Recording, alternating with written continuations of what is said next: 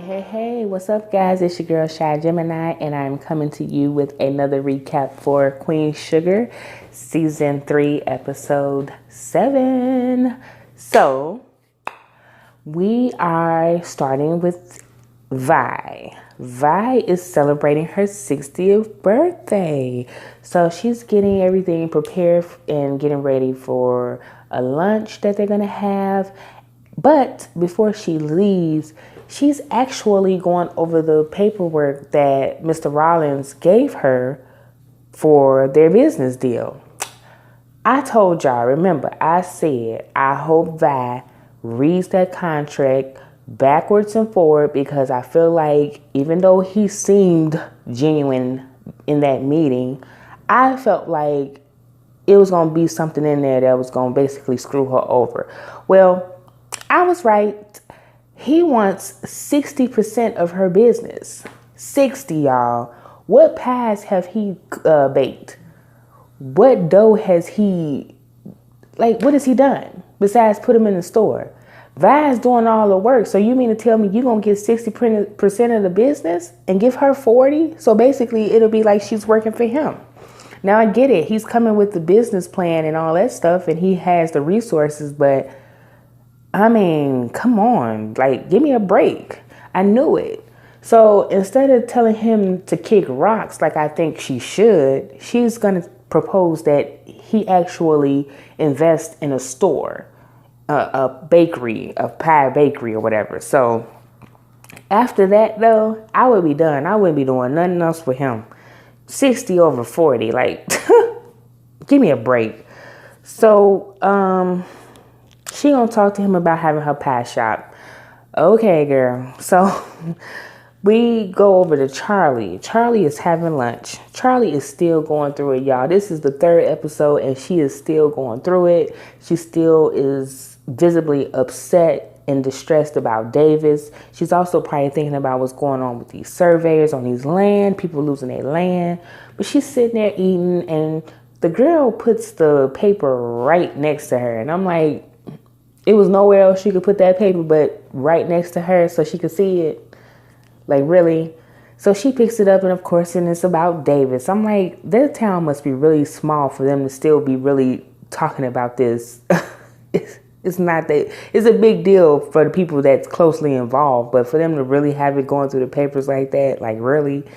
So she's looking at it about his love child and she's sitting there. And then she pulls out Romero's phone number. And I'm like, yes, call him, Charlie, call him. You need some stress relief. Call him. Get to know him. Forget these people. But she puts it back. And I'm like, but sneaky, slimy Jacob walks up. And I'm like, what does he want? So he's like, I had a good time the last time we saw each other. And I hope I didn't scare you off. But I really would like to take you out on a real date. Charlie was like, pump your brakes. We're not doing any of that. We're going to keep this strictly business. And that's what it'll be. Because, now, since she knows that those were surveyors and not EPAs, she got her eye on you. She don't trust you. So now you ain't going to get none. So yeah, she was like, it's strictly business from now on. So of course he ain't like that and he leaves. Okay, goodbye, Jacob. Ralph meets, flies. Ralph meets with Benny, the guy that works for him in the restaurant. And he's coming with his little sad story about how he's sorry and he never meant to disrespect him, his house, or his son.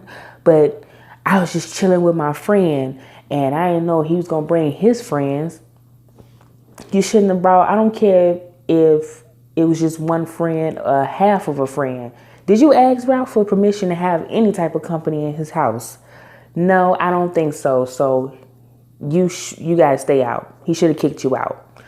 But I do want to say, I hate when people invite friends over and they invite their friends. If I invite you to my house, don't invite your friends also. If I don't know your friends, don't invite them unless you ask me first. And I still may say no because I don't like people that I don't know in my house.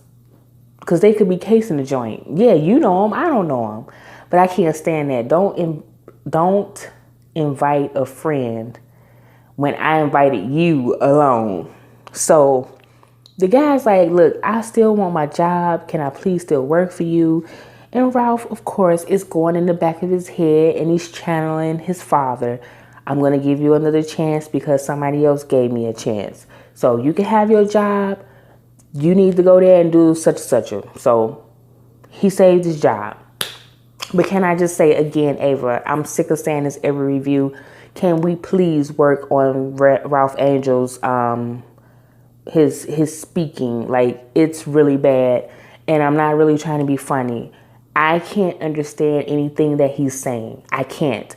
I have to rewind so many times when he's talking because it's so low and he's trying so hard to have that accent. It's just like, I'm over it. I am so over it. Can we work on that, please? So he lets him back. But while he's there, Darla calls and, you know, she's like, I got Blue's room ready.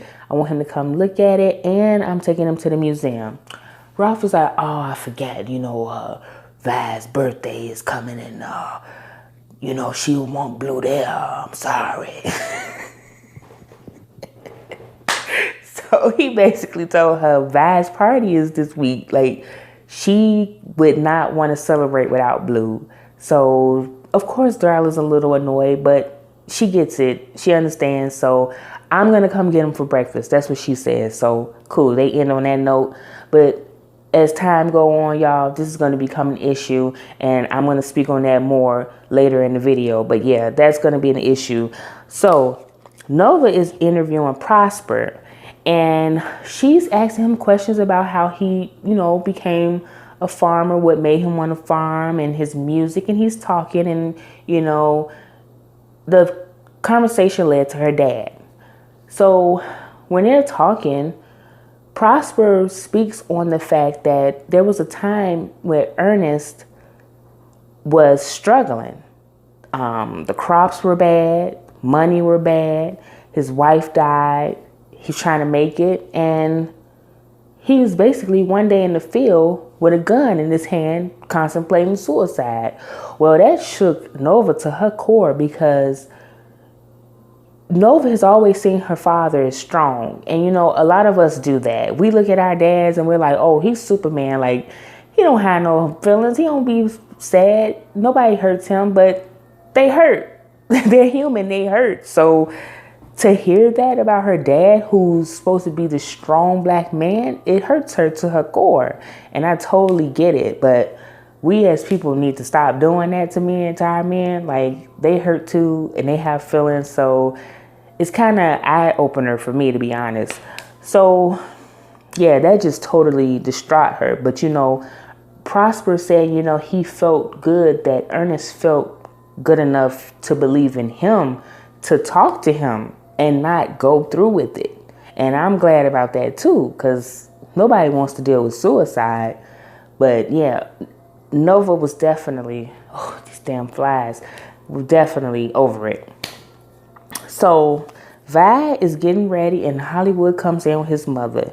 And the look on Vi's face was like, what is she doing here? This is my birthday. Why is she here? Like, and I didn't get the vibe that they don't like each other, but I think that maybe Hollywood's mother kind of oversteps her boundary, and you can't do that with another woman, especially an older woman. Vi's seasoned, so she don't need you to tell her nothing. And I think maybe that's what she does. She gave me that vibe. But when Hollywood's mother presented her with an apron, it kind of smoothed things over, and then she was all welcoming, like, oh yeah, you can stay in this room and all that stuff. I forgot to remember that in the beginning, Hollywood presented Vi with this empty box and told her basically you can have whatever you want in it. And then he called her Mrs. So-and-so. I forget his last name, y'all. Please don't kill me. I don't remember Hollywood's last name. But yeah, he was calling her that throughout this entire episode. We'll talk about that also. So when they come back from lunch, the they basically, the people that were there, they snuck in and they yelled out, surprise. So they threw a surprise party for Vi. You know, they know how to throw a party because every time they throw a party, they always had a dancing. They had a New Orleans bounce music and like, it's just always nice. So Vi is all happy, you know. Hollywood is always doing whatever he can to make Vi feel good. When everybody jumps up, of course, Remy comes out, and Nova and Remy are giving each other the Google eye. And I'm going to say it forever. I am not here for Nova and Remy. I don't want them to be together. I think they look stupid together. And Ava, please, hurry up and let's get through this process, shall we? I don't want to see them together. Please, let's hurry up and get over this. So yeah, they all googly-eyed with each other. Trend comes by the party. And I'm like, ooh, Ralph Angel's inviting her to parties now. Like, okay. That's when you start getting in good, when they invite you to family outings and family gatherings and stuff. So everybody's definitely looking and intrigued. And then she presents Vi with the flowers for her birthday. And Vi, you know, I thought Vi was going to kind of give her the side eye, but Vi was very nice and sweet to her. So they walk out into the party and having a good time. So during the party, everybody's having a great time dancing. And of course, Nova is being Nova. She's sitting over in the corner and she's really like thinking about what happened to her dad and what could have happened to him. Again, I say that really shook her to her core. Ugh, I can't talk. Now I'm sounding like Ralph Angel. But anyway, so she's just upset. And of course, Remy walks his old beanhead ass over there. And he's talking to her. And he's trying to get her to dance. But before they start talking about that, he's like, you know, what's going on? You want to talk to me about it? And she was like, no. And he's like, well, come on, let's dance. I got a couple of dance moves. Let's go dance and let me show them to you, whatever. But she don't want to dance. You know, sometimes she can be a sourpuss. Like I get her being upset about the information she got about her dad, but sometimes she is a sourpuss, y'all. But yeah, we are back in the house. Ralph is introducing Blue to Trent, and I'm like, oh my God, Blue is about to act a complete fool. And he had that look on his face like he wanted to go there, but I don't know if the Holy Ghost came over him or what. He kept it cool. Trent was nice to him. And he kind of warmed up after. Well, he didn't warm up right then and there. But he wasn't rude. He spoke to her at least. Because at first he was looking like he wasn't going to say anything. But he spoke. So they ended up going to the store to get some ice. It looked like it was some ice. And when they're coming out the store, you could tell that Blue had warmed up to her. And he's showing her a little dance move. And who do we see? Darla over there pumping gas. I'm like, is this the only gas station in the whole damn city? Like, why of all gas stations is she here? And this Trick is sitting there looking. I'm like, see, Ralph, she about to start some problems with you. Like, that's like strike two to her. Like, first you had Benny in there with his homeboys drinking and acting a fool. Now you got her son around some new girl. Like, I can't stand her. Ralph, y'all gonna have to get that together. So Ralph saw her too, and I know he was looking like, oh shit. Like, they get in the car though, they don't say nothing, they drive off. So Hollywood is talking to his mother, and she asked him basically, you know, what are you getting out of this relationship? What is it that is making you happy, Hollywood? Because you spend so much time trying to make Vi happy. What are you doing to make you happy? And, you know, I'm going to bring it up. The kids. What about, you know, having kids? Because Hollywood does want to have children, but he know he can't have children with Vi. For one, she's past that age. She can't have children. And I don't even know if she would be up for adoption or anything. So what are you doing to be happy? And Hollywood was saying that he's fine with making her happy. He's come to terms that there aren't no children gonna, come into the relationship. They're not gonna have children. So it is what it is. He's happy.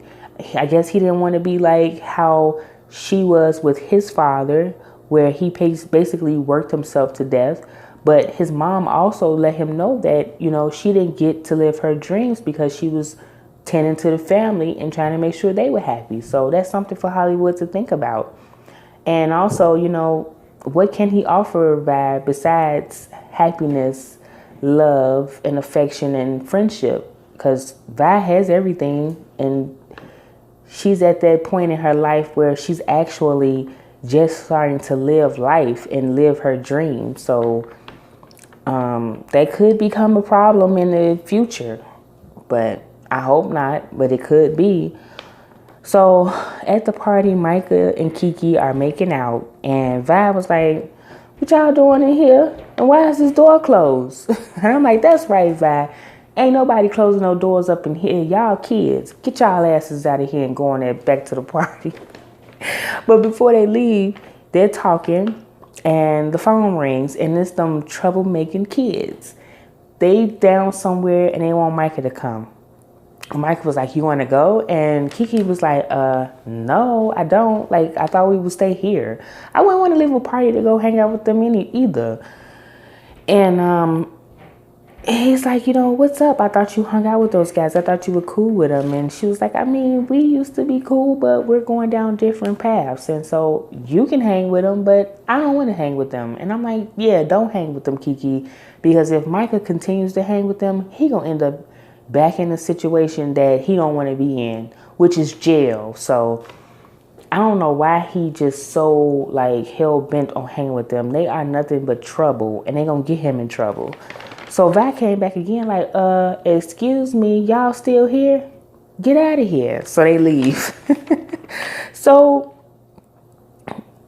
Nova's in the kitchen cleaning up and putting stuff away, and then Remy walks in, and they just have this weird exchange. They don't say anything, but they're looking at each other. And then he turns and leans on the counter, and then they hold hands, and then she puts her hand on his shoulder, and then he walks out. And I'm like, that was the weirdest exchange I've ever seen in my life.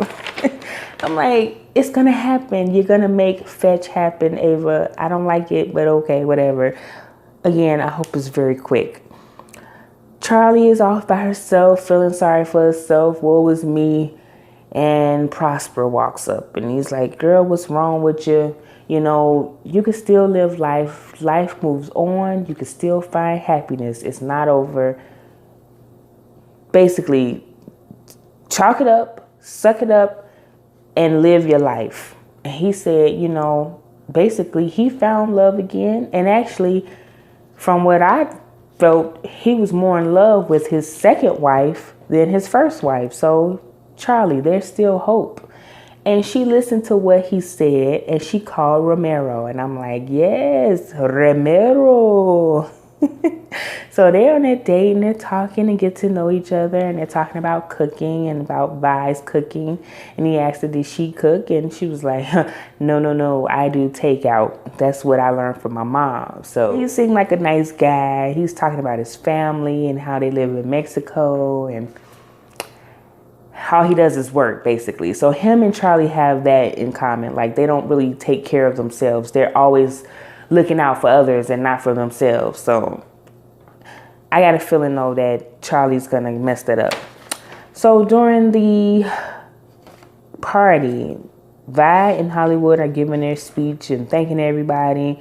And then he calls her the future Mrs. So-and-so again. Again, I don't remember his last name, y'all. Sorry. So Vi has this look on her face like, stop calling me that. And I'm like, why is she looking like that? Well, come to find out, after the party, she said, you know what? I know what I want my gift to be. I ain't trying to be bogus, but I don't want your last name. I'm aboard alone and I want to stay aboard alone. I don't want to feel like you own me. And I'm like, Vi, cut it out. I hate when she goes into that. I'm an independent woman. I don't need nothing from you and all that. We get it. Like, Hollywood just wants to love you. That's all. He's not trying to own you. Like, why are you so afraid of that? So basically, she let him know, I don't want your last name. It ain't gonna be hyphenated or nothing. I want to be aboard alone. I'm gonna be aboard alone. So Hollywood was like, I can't give you nothing else. I tried to do this for you. I can't do this. But the one thing that you could have of mine to show that I belong to you is my last name and you don't want it. And I understand his frustration, and it was like a slap in the face. So he tried to give us some birthday sex, and he was like, I'm over it. I'm going to sleep on the couch. So he was upset about that. So the next day, his mom and him talked about it, and he told her what Vi said. And Vi, she said, you got to be patient with Vi. Like, Vi has her own thing going on. She has her own life. Don't let her not taking your last name be the demise of your relationship. Like, she's just figuring out herself late in the game. So let her be who she is. She loves you. So just let her do her thing. And he thought about it and he said, okay, cool.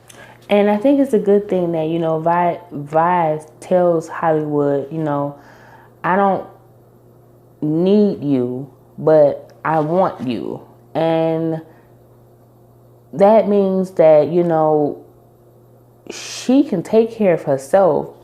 She has all that. That's fine and dandy, but she wants him because she genuinely loves him for him. She doesn't need materialistic things or anything like that from him. And I'm glad that she decided to go ahead and have the big wedding, because at first she didn't want to have the big wedding with him. But I think at that moment she realized, okay, like, it's not just me in a relationship, so I gotta compromise with him. I love him. I don't want him to think that I feel like it's all about me. So we can have the big wedding, and that made Hollywood very happy. Darla comes over to get Blue the next day for their date, their breakfast. Ralph Angel is very apologetic about what happened. He tells her he's sorry again about them having to cancel their plans. So Darla is like, we need a schedule. And Ralph says, why? It was just this one weekend. You can get him next weekend. In fact, you can see him whenever you want. So she has to remind him of the fact that she painted his room all week. She got tickets for the museum, and he completely changed that, and that was out of order. Again, Ralph says, you act like I'm trying to keep him from you. I'm not even trying to keep him from you. This situation was an isolated incident. It was Vi's birthday. He wanted the boy to be there. So of course she's standing there, and the next thing that comes out of her mouth is, who is she? Darla, none of your business. Why do you concern yourself with that? And Ralph Angel is like, oh, a work friend. And then she says, oh, Darla, so you was getting ready to act a fool just in case he said that was his new girlfriend? Is that what you're getting ready to do, Trick? Darla was definitely getting ready to go there thinking that the girl, which Ralph Angel is dating her, but she don't know that. She was definitely getting ready to act a fool, depending on what his response is. So again, I say, Ralph, Darla's going to create problems for you when it comes to Blue, because now that it's proven that you're not his biological father, she can definitely use that against you to get full custody of the boy. At this point, I feel like maybe you should just do the schedule. And I don't know. It's just weird. Like, Darla, you have some nerve to really come in there and just to act like you have so much authority. You didn't put this man through all this stuff, and now you want to come in here like and run it. Like, this is crazy to me. You can't use Blue against him because he's possibly dating a new girl. And I know most people do that. Well, not most people. A lot of girls do that. You can't do that, though. So, Ralph, protect yourself. Just give the whole... Oh, excuse me. Just get a girl a schedule, okay? To appease her. So she won't make it difficult for you. So, the episode ended with Charlie's PI coming to her and telling her that she has the information. She looks at the information and I could tell that it was going to be bad. She gathers the family together and lets them know that them low down, dirty, stinking Landrys has made a deal with the government to secure all this different land, including the Bordelon's land, to build a private jail. So that's been their plan all along. They want to build a private jail. So now the Bordelon's property is going to be the last that they need. And of course, you know, Charlie and Ralph and Nova and them are not giving up without a fight. So they're definitely in for the fight of their life. I feel like the Landrys are going to definitely make their life a living hell. They have so many connections probably within that small community. So they got to be prepared. They got a long battle ahead of them. But yes, they're building a private jail on that land that they've secured from the farmers. I just love this show. It is so good. Ava and her writing is excellent. That's it, y'all. We're going to see what happens in the next episode and for the rest of the season. I hope you all enjoyed the episode as much as I did. I shall talk to you guys again soon. Please thumbs up this video. Subscribe to the channel if you're not a subscriber. Share the video with your friends and family, even your enemies. So, I shall talk to you again soon. Have a wonderful rest of the week. Have a great weekend. All right. Bye.